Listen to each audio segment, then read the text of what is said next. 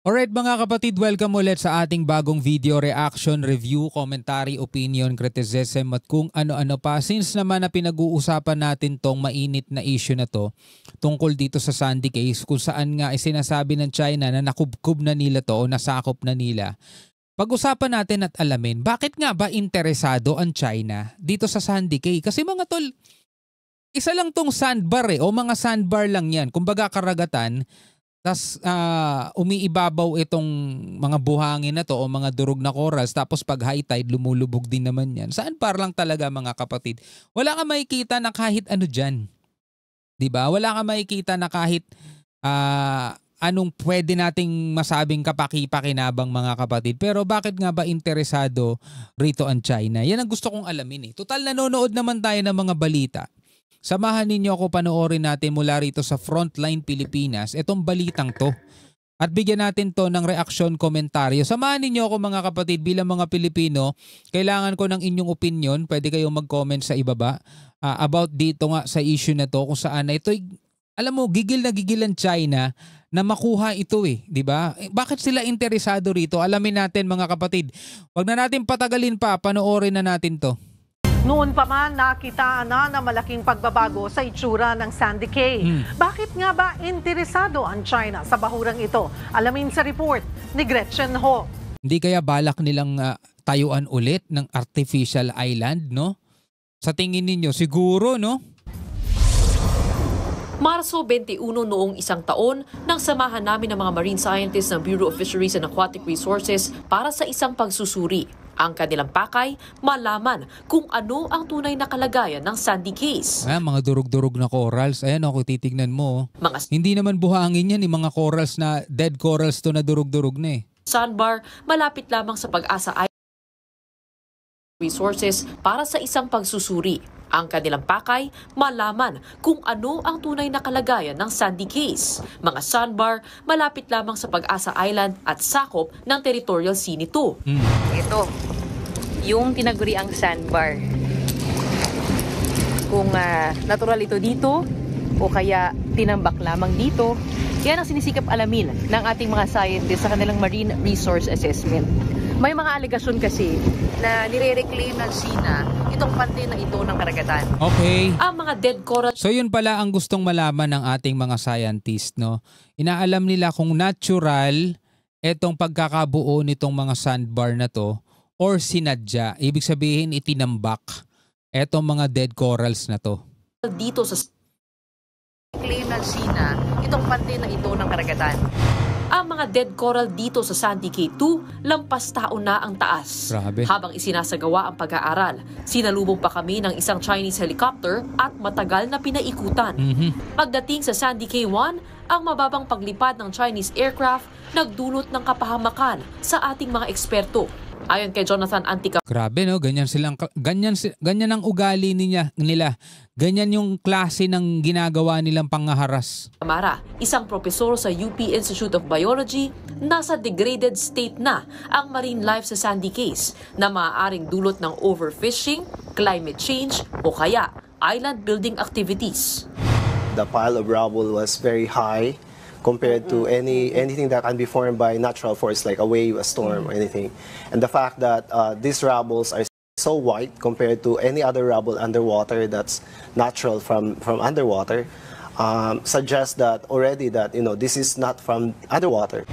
Ang pag-aaral na ito ng BFAR ay udyok ng isang Bloomberg report noong Disyembre 2022 kung saan ipinakita sa satellite images ang malaking pagbabago sa itsura ng Sandy Cay mula 2009 hanggang 2021. Pero bakit nga ba mahigpit na binabantayan at pinagkakainteresan ng China ang walang kabuhay-buhay ng mga bahurang ito? Kapag nasakop kasi ng China ang Sandy Cay, magkakaroon na sila ng basihan para sa kanilang pananatili at pagtatayo ng military base sa Subi Reef. Yun na nga. Diba? So nakukuha na natin mga kapatid, unti-unti na nating nagigets kung ano talaga ang dahilan ng China kung bakit sila interesado rito sa Sandy Cay. Kasi nga tulad nga nung sinabi, walang kabuhay-buhay. Ito yung mga tumpok na mga dead corals. Pero magandang base na rin yan mga tol. 'Di ba? Kapag ito'y nasakop nila at nakontrol nila mga kapatid, pwedeng-pwede na talaga silang magsagawa rito ng kanilang military base. Another reclamation mga kapatid, kung saan napakalapit lang yan sa Pag-asa Island mga tol. Diba nasasakop nga ito ng territorial waters ng Pag-asa Island. At may posibilidad mga kapatid, target din ng China yung Pag-asa Island. Diba? Unti-unti mga kapatid, kasi yun talaga ang technique ng China, yun talaga yung ano nila taktika nila diba? Magpakalat ng kanilang mga barko, sakupin lahat ng gusto nilang masakop. Kaya nga ang bansag sa kanila na maraming bansag, land grabbing dragon. Diba? Yun ang bansag sa kanila. Sila yung makabagong mga Espanyol, diba? Sila yung makabagong mananakop. Kung pagbabasehan natin ang history, di ba? Sinasabi ng ibang mga pro-China rito sa Pilipinas, nakikita nyo ba sa history na tayo'y sinakop ng China? Bakit yung pagbabasehan yung history dun? Di ba? Wala na tayong magagawa sa nakaraan. Nandito tayo sa kasalukuyan at saka sa hinaharap. Kung hindi man tayo sinakop ng China dati, baka eto na yung hinihintay nilang pagkakataon. At eto na ngayon nakikita natin Diba? Hindi pa ba sapat sa mata nila? Hindi pa ba sapat sa paningin itong mga mabubuting inihalal ng taong bayan itong ginagawa ng China para masabing hindi talaga natin sila kaibigan pagdating sa ganito Etong CCP, itong gobyerno mga tol, hindi talaga kaibigan ang tingin nila sa atin. Oo, negosyo, kailangan nilang kumita kaya patuloy pa rin yung trade partners natin, patuloy pa rin yung kalakalan natin mga tol. Negosyo kasi yan. Diba? Pero pagdating sa teritoryo mga kapatid, kaaway talaga tingin nila sa atin. Biruin mo, kung pagbantaan nila tayo, diba, wag daw tayo maglalaro ng apoy dahil tayo'y masusunog din. Kumakalat na naman sa social media yan mga kapatid. Yung pahayag ng ganyan ng China at marami na namang mga ewan ko kung sino-sino yung mga nagko-comment doon, kung mga trolls ba yun o totoong tao. Galit na galit sa AFP natin, galit na galit sa mga otoridad natin mga tol. Galit na galit talaga sila. Kung mababasa nyo lang mga kapatid, yung mga nakapost sa social media, particular sa Blue App, nako, kung paano nila lait-laitin yung mga sundalo natin. Hindi mo iisiping Pilipino ba tong mga to? Tagalog yung salita, pero kung paano nila laitin yung mga sundalo natin, talagang sinasabi, ang mga sundalo natin kasi mga pakilamero Diba? Kapag nagkagera, aalis din naman kayo sa bansa, iiwan nyo lang naman yung mga... May mga ganong comment pa. Ay naku po talaga.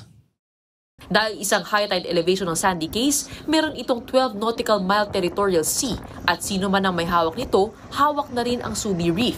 Sa UNCLOS arbitral ruling of 2016, hindi nito kinilala ang Subi Reef bilang isang isla. Sa halip, isa lang itong low tide elevation na maaaring sakop ng territorial sea ng Pag-asa Island kapag isinukat mula sa pinakamalayong parte ng Sandy Cay. Possible way by which they are trying to expand their area that they're claiming. Sa layong higit 3 kilometro, magkakaroon ng direct line of sight ang China at Pilipinas at hindi rin malayong posibilidad na angkinin ng China ang Pag-asa Island. Yun na nga, sinabi ko kanina, di ba? At hindi rin malayong posibilidad na angkinin ng China ang Pag-asa Island sa hinaharap. They're trying to The land grabbing dragon. change the physical characteristics of that island. Ang plano nila dyan is gawing isang artificial island as well, where they will compute whatever alleged supposed maritime entitlements they would want, and in effect reverse the 2016 arbitral ruling. Malalim din sila mag-isip at magaling. Palagay ko kung pro-China nakaupong presidente ngayon, nagsisimula na yan. Tingin ko lang nagsisimula na yan ngayon. Hindi lang natin alam. Hindi malamang hindi nababalita yan, pero nagsisimula na yan.